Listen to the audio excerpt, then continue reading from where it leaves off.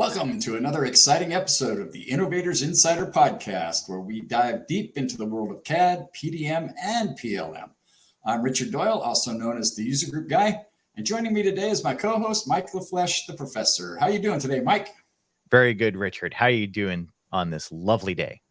Fantastic out here in Las Vegas, where the temperature is warm, but the weather is dry, which I think is about the opposite of you folks. Yeah, I'm under a flood warning right now. Well, we got a really interesting show here for you. We were talking about the show format based on some feedback from everybody watching. Let's give you a show that's tight, concise, and gives you everything you need. Squeezing it in, we're gonna make it really a tight and exciting, action-packed show for you. So that's our goal. So we got some segments coming up for you that I think you'll really dig.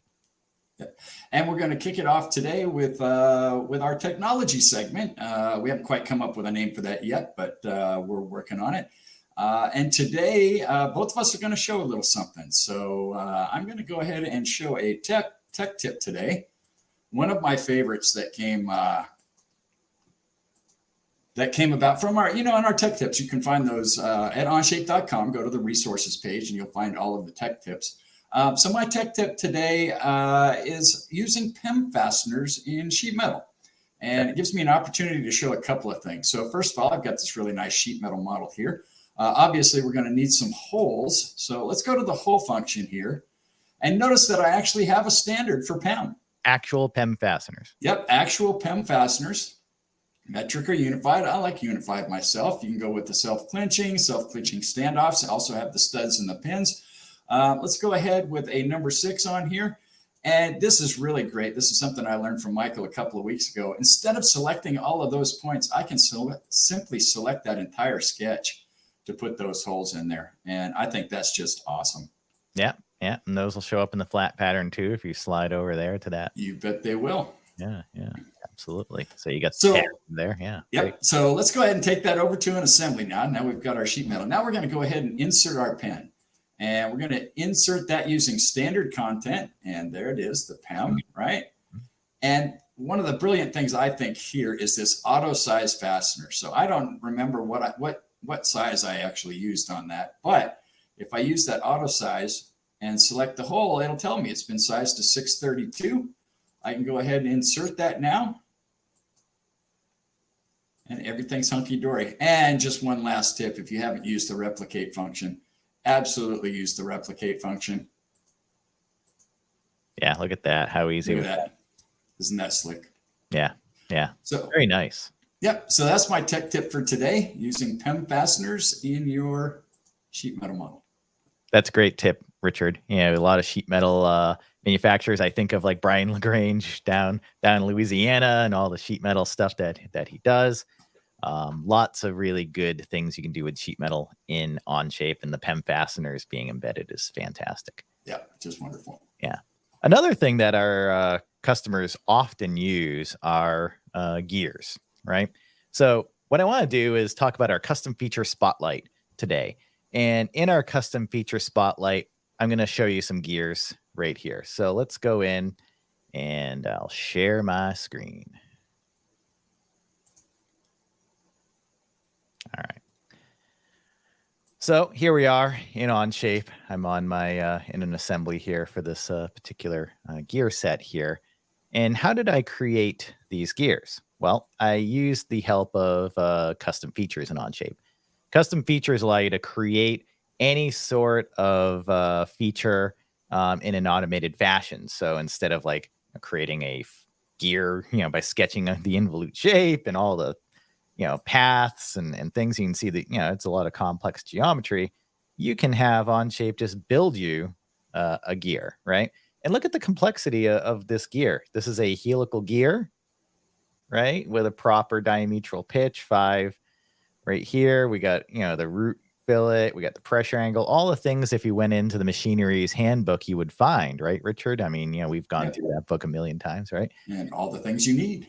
Exactly. And, when you first, open this up, you notice, you get a basic spur gear, type in the number of teeth, right? Pretty easy. Pitch circle diameters here, pressure angle. You can even go into the profile offsets and go into the different addendum definitions and backlash, and all that is here. It's a clocking angle. This is professional manufacturable gears, right? You can 3D print these things. You can machine these things. These are real gears. We have people using these gears all the time. This is provided, with Onshape. This is a gear that you can add to your toolbar. Also know that you can make it a helical gear. You can see just like that. We just swapped it out at 15 degrees. You can even make it a herringbone kind of double helix kind of gear like that. Put a chamfer in here if you want to on the edge. And even put a counter bore in here with a keyway, of course, right? Of course. And I did all that. So I did 2 gears in one part studio so that I can ensure, the spacing and everything was going to mesh up the right way. And then when I insert it into the assembly, it's really cool. You just, I put in my shafts first because you need something to mate it to, right? Yeah. So we have the shafts in here at 5 inches apart. We have, a revolute mate on the first gear, a revolute mate on the second gear. And then we have a gear mate, which mates the 2 mates. The Revolute 1 and 2 essentially are used, with a ratio of 1 because of the same diameter and everything. And that was about it. So really pretty cool that you can have that in Onshape. In the custom table section as well, there's a gear section. And, this, here we are. This will tell you, how many gears you have. If you had a very complex gear set, this is a very handy thing. So to add this custom feature, it's very easy. You go to the very end of your toolbar, you hit add custom features. And this one, I believe, is in the community or the feature script samples. You can see the official spur gear feature script here. So know that there's many other types of custom features that are available for gears. I encourage you to kind of look around. And if you ever want to make your own gear, it's as simple as, or your own gear custom feature. If you had some kind of special situation, go to the original, just like I did right there. And you can take a copy of this custom feature and make it your own and do anything you want with it. Because this is the code right here in Onshape, and you can edit it inside of Onshape as well. So I'm really excited that we have some good custom features readily available for our users. Yep. And not just gears, it's everything. I remember back in the old days of 2D trying to draw out gears. And, you get your major and your minor pitches, you get some circles drawn in there for construction geometry. Then maybe you create a tooth profile and maybe do some sort of revolved pattern, and it never lined up perfectly. No. Always ended up overlapping somehow, some way or another. Exactly. So continuing on with the technology part of the show here, I have a really cool Onshape model, and I think I'd like to show that for everybody. This is something that we'll also be highlighting every week is a really cool Onshape model that we found, and I guess hopefully everybody can see this. This popped up in our Slack channel a few weeks ago, and my first thought was, oh my goodness, how much work did this take? And then my second thought was, oh my goodness, what is this thing? And my first thought was, this looks like something that I used to do a long time ago when you're trying to create models or assemblies, for presentation purposes, things like that. And maybe you look around the room and you can't decide what to model. So you just start modeling stuff. And you just start putting stuff together. And that's kind of what I thought maybe this model was all about. But the more I dug into it, the more I started to realize that maybe this is something pretty interesting. Because for one, it's got a Babbage gearbox in it. And for those folks that don't know what a Babbage gearbox or a Babbage engine is, basically a calculator that was created back in the 1800s. You can find a lot of information on Mr. Babbage on the internet. And so I started digging around, and I started digging into some of the images that the user had put up here. And one of the things that I came across was the time machine. So now I'm pretty certain that this is actually a time machine. And I want gentlemen to finish this so that we can actually start using it. Yeah. Yeah. I mean, if we could go back in time and, remove all the time I spent installing CAD over the last 15, 20 years, Richard, I mean, that would be fantastic. Wouldn't that be great? But, take a look at this model. Look at the level of detail here and the amount of time and the hours that were put into this. We did a little analysis on it, and the actual usage hours on this particular document came in at over 5,000 hours. Yeah. And I can actually see how that would be possible. With the kind of looks like they took an interesting design approach. Yeah, it's a Yep. A lot of features. I've never seen a CAD model with 1,600 features in a single feature. A single part studio. Yeah, I might have taken a different approach. Oh my God. I mean, yeah. But take a look at the even the performance still with that many parts in a part studio. You're right. Amazing. Most CAD systems would crash if you had features over 1,000 features in a CAD model. I mean, 100 features is pushing it in many cases. So it's really interesting to see Onshape doing very well with that level of complexity in a single parametric part studio. Although that's probably not the way we encourage people to build things. 650. Yeah, there we are. Yeah, 955 parts here. So, yeah.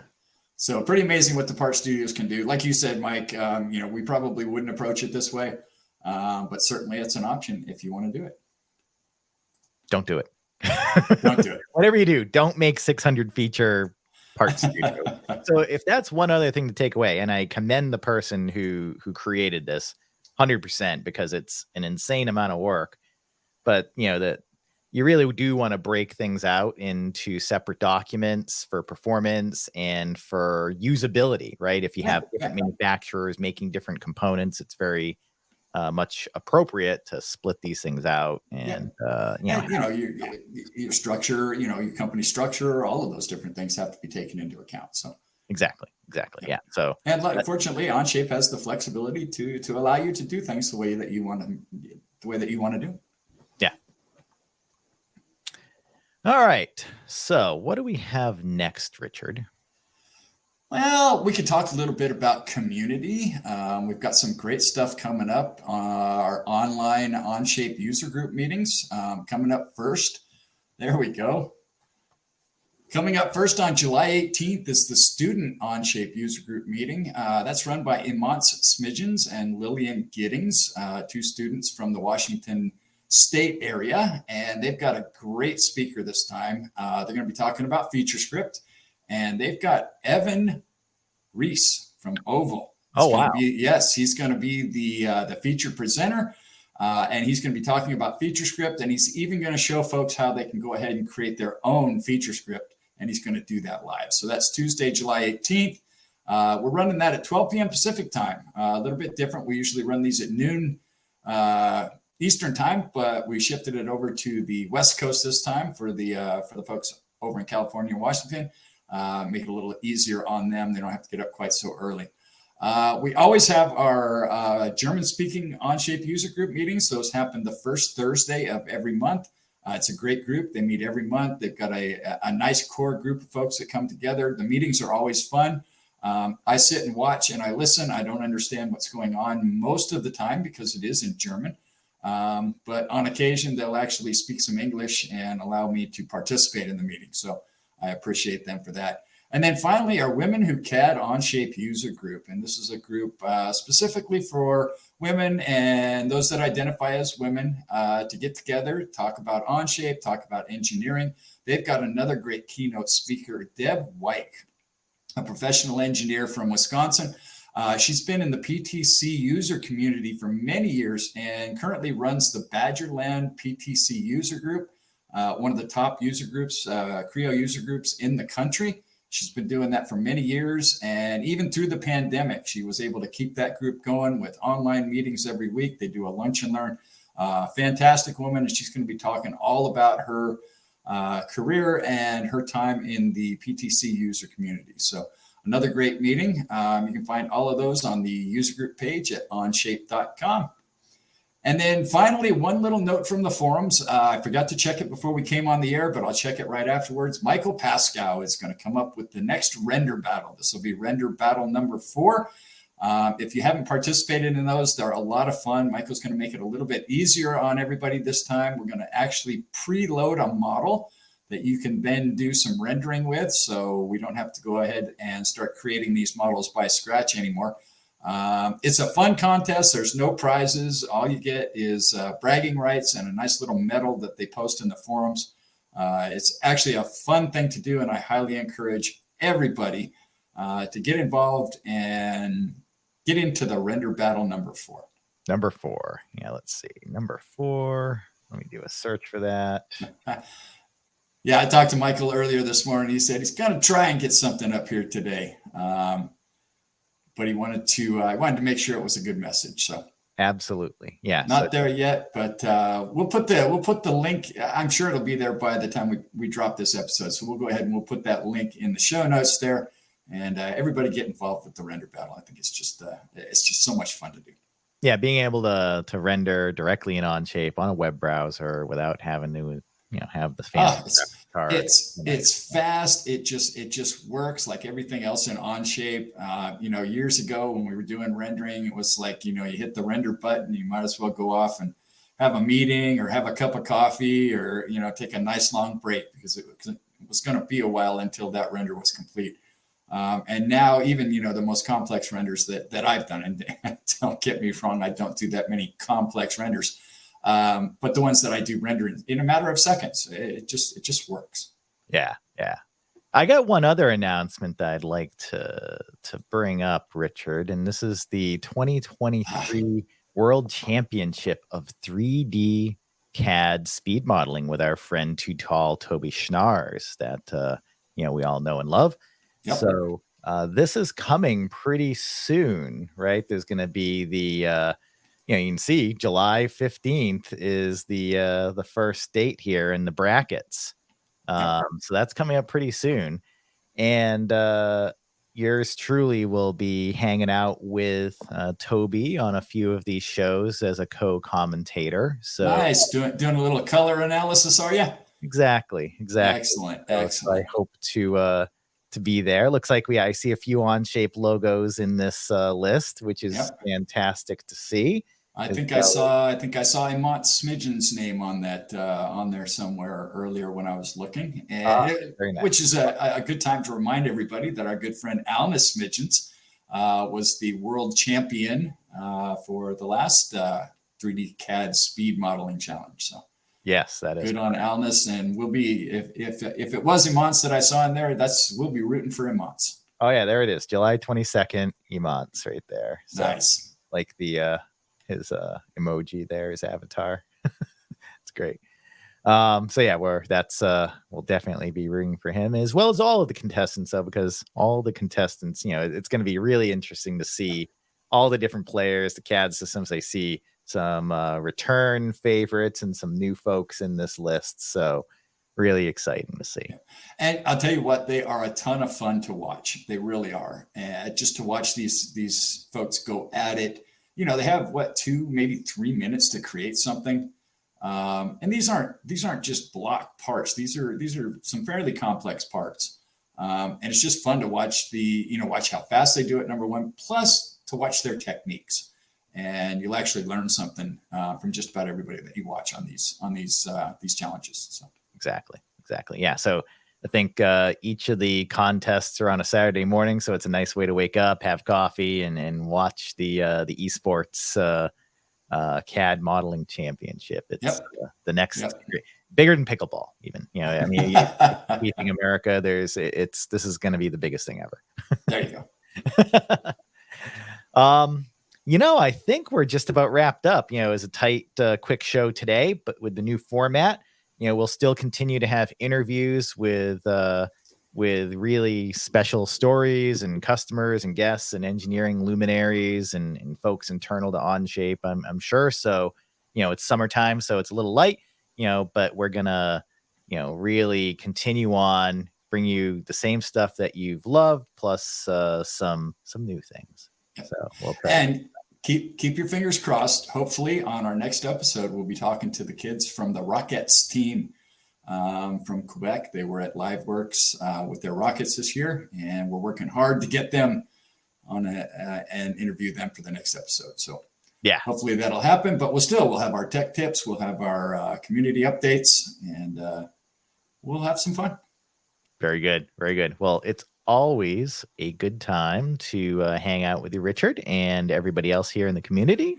And until next time. Yep. We'll see you then. All right.